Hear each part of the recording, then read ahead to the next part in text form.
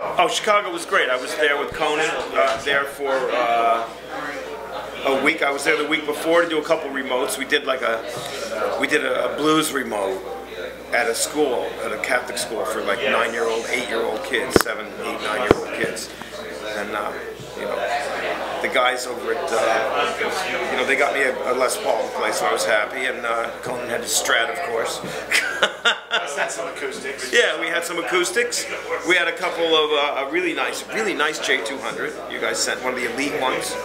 And so we had a great run there. We were there for 4 days, and then I got on a plane to come here to New York for 2 nights with Fab Four at the Bowery Ballroom, and to come out to Music Zoo, where I've never been before, but I was looking for the Inverness Green Firebird non-reverse reissue that they had made for Steve Winwood, this guitar, and hadn't seen one since 1966 or 67, and they had one, so we just did business over the phone. They said, "Oh, you got to come out sometime."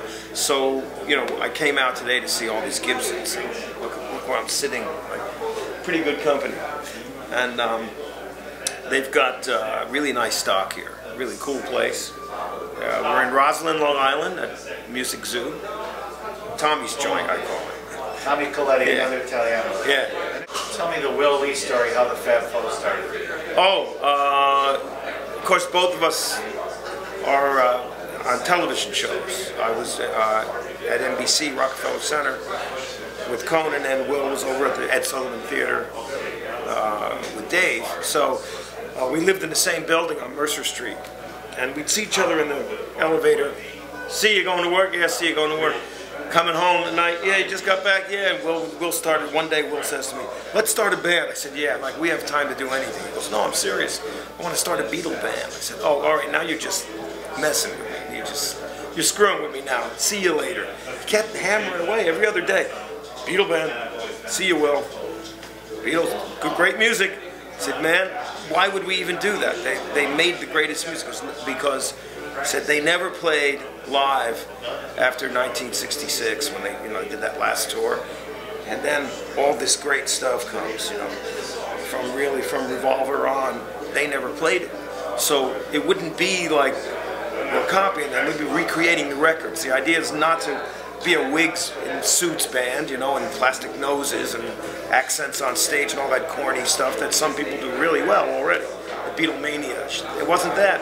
It was about making a sort of a 5-piece band, like a chamber ensemble would play Mozart or Beethoven or whatever, and be faithful to the music. You know, not put on the costumes.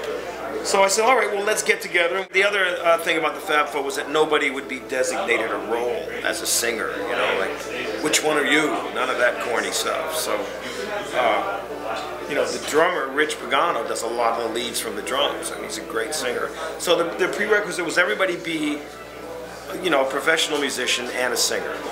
And I spoke to Ringo recently, and he was in LA, we were in my office, and I said, "Well, how long?"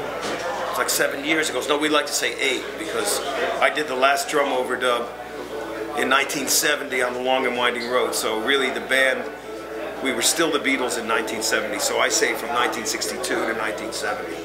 And I said, "Well, my band's been together for 14 years, man."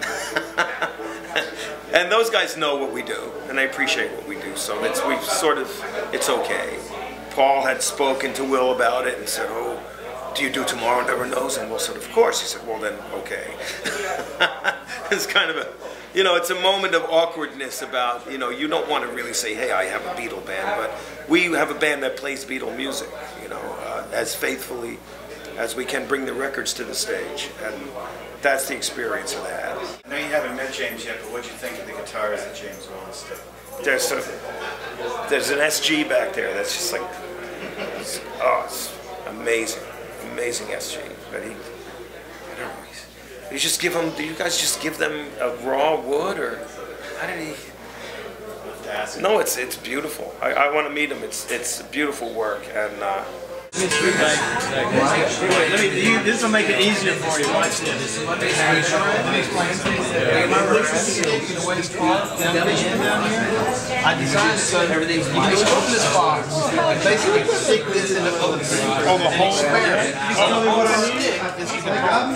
I've got it. Oh, so yeah, the box is a resin that's different sound. And sometimes this little piece of wood, you can use something else in here, but this is just going to pop down. The bridge, yeah. And also up here, this is stuff different places. I'm explaining that to you. So here, this was the first one I built. This is a gift from Gibson and me and Oh, man. I'm going to play it. Play it tonight. Oh, wow. Jimmy V. There you go. Jimmy V.